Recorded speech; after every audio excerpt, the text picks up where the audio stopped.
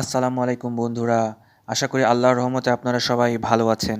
আজকের এই পর্বে আমরা আল্লাহর কাছে তওবা করার এবং তওবার হাকিকত, তওবার শেষ সীমানা বলতে কী বোঝায় তা আলোচনা করব। ভিডিওটি আপনারা অবশ্যই পুরোটি শুনবেন।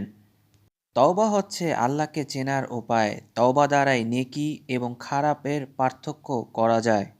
মানুষ যখন গুনাহ করতে করতে একদম শেষ স্তরে পৌঁছে যায়, তখন স্বভাবতই মানুষের মাঝে এক লজ্জা ও অনুতাপের সৃষ্টি হয়। মানুষের বিবেক অবশ্যই সজাগ হয়ে ওঠে, যদি না তার হৃদয় পাথর হয়। এবং এই গুনাহ তাকে বিষের, সাপের থেকে যে বিষ নির্গত হয় সেরকমভাবে তাকে দংশন করতে থাকে তার বিবেককে।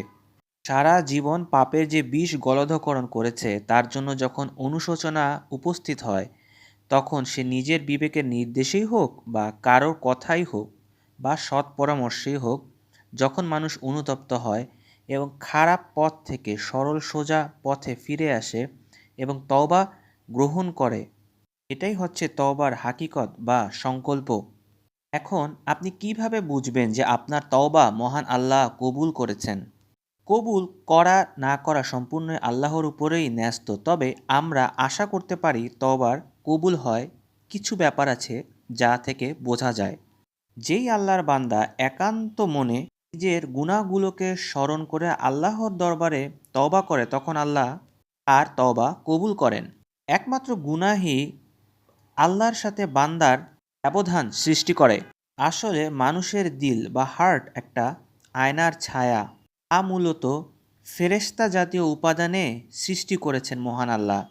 কিন্তু মানুষের গুনাহের ফলে এই দিল আস্তে আস্তে দুর্বল ও মলিন হয়ে পড়ে। খাঁটি তওবা দ্বারা এই দিলের অন্ধকার ভাবটি দূরীভূত হয়।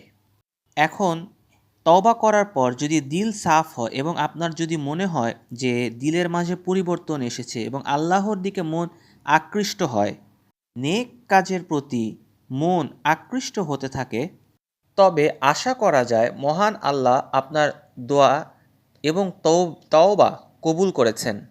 আল্লাহ সবচেয়ে ভালো জানেন। মনে রাখতে হবে, গুনাহ কঠিন হলেও আল্লাহর রহমত থেকে কখনোই নিরাশ হওয়া যাবে না। মনে রাখতে হবে, গুনাহ করে আল্লাহর রহমত থেকে নিরাশ হওয়া কুফরির লক্ষণ। রাসূলুল্লাহ সাল্লাল্লাহু আলাইহি সাল্লাম বলেছেন, সাবান যেমন কাপড় পরিষ্কার করে, তেমনি ভালো কাজ গুনাহকে ধুয়ে পরিষ্কার করে দেয়। ইবলিস প্রতিজ্ঞা করে বলেছিল, হে আল্লাহ, আমি তোমার বান্দাদেরকে জন্ম থেকে মৃত্যু পর্যন্ত ধোঁকা দিতে থাকব, যেন কেউই বেহেশতে প্রবেশ করতে না পারে। আল্লাহ অপরদিকে ইরশাদ করেছেন, আমার ইজ্জতের কসম, আমিও আমার বান্দার জন্য তওবার দরজা খোলা রাখব এবং যখন সে তওবা করবে তাকে ক্ষমা করে দেব। সুবহানাল্লাহ। সুতরাং পাপ যতই বড় হোক না কেন, তওবার দরজা সবসময় থাকবে খোলা মৃত্যুর আগ পর্যন্ত। বনি ইসরায়েলের একটি ঘটনা বলতে যাচ্ছি। বনি ইসরায়েলের মাঝে এক ব্যক্তি ছিল, সে বড়ই গুনাহগার ছিল। সে ব্যক্তি একজন আলেমের নিকট গিয়ে বলে, হুজুর, আমি অনেক গুনাহ করেছি, ৯৯ জন লোককে কতল করেছি, হত্যা করেছি।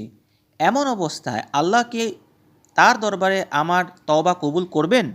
সেই আলেম ব্যক্তি বলেন, না, তোমার তওবা কবুল হতে পারে না। এই কথা শুনে পাপী লোকটি রাগে ফেটে পড়ে এবং সে আলেমকেও হত্যা করে। এরপর সেই পাপী ব্যক্তিটি আরও বড় একজন আলেমের নিকট যায়।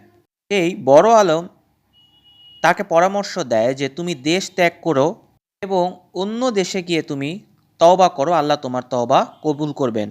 লোকটি দেশ ত্যাগ করে গন্তব্যে পৌঁছার আগেই মৃত্যুবরণ করে। এরপর তার রূহ নিয়ে ফেরেশতাদের মাঝে দু প্রকার মত হলো। একদল তাকে বেহেশতি এবং অপর দল তাকে দোজখী বলে দাবি করতে লাগলো। এরপর আল্লাহ পাক তার সম্পর্কে ফয়সালা করে দিলেন যে যদি সে নির্দিষ্ট স্থানের থেকে অর্ধেকের চেয়ে বেশি যেয়ে থাকে, তবে তার নাজাত হবে। ফেরেশতাগণ পথ মেপে দেখলেন যে ব্যক্তিটি নির্দিষ্ট স্থান থেকে অর্ধেকের চেয়ে মাত্র এক বিগত পথ এসেছে। সুতরাং রহমতের ফেরেশতাগণ তার রূহ নিয়ে গেলেন এবং তাকে মাফ করে দিলেন। অর্থাৎ পাপী লোকটির নিয়তে যখন সে দেশ ত্যাগ করলো, সে অনেক দূর পথ অতিক্রম করে ফেলেছে। যেই দেশে যেতে বলেছিল তার নিকটেই সে প্রায় পৌঁছে গেছে এবং যদিও সে পুরোপুরি পৌঁছে তওবা করতে পারেনি, কিন্তু তার এই যাত্রাপথে তার চেষ্টায় আল্লাহ তাআলা খুশি হয়ে তাকে ক্ষমা করে দেন এবং তার তওবা কবুল করেন। সুতরাং বন্ধুগণ, আমাদেরকে সবসময় আল্লাহর উপর ভরসা রাখতে হবে এবং বেশি বেশি তওবা করতে হবে। ভিডিওটি যদি আপনাদের ভালো লাগে অবশ্যই লাইক, শেয়ার এবং কমেন্টস করবেন এবং আমাদের ফেসবুক পেজে লাইক এবং ফলো দিয়ে আমাদের সাথে থাকবেন।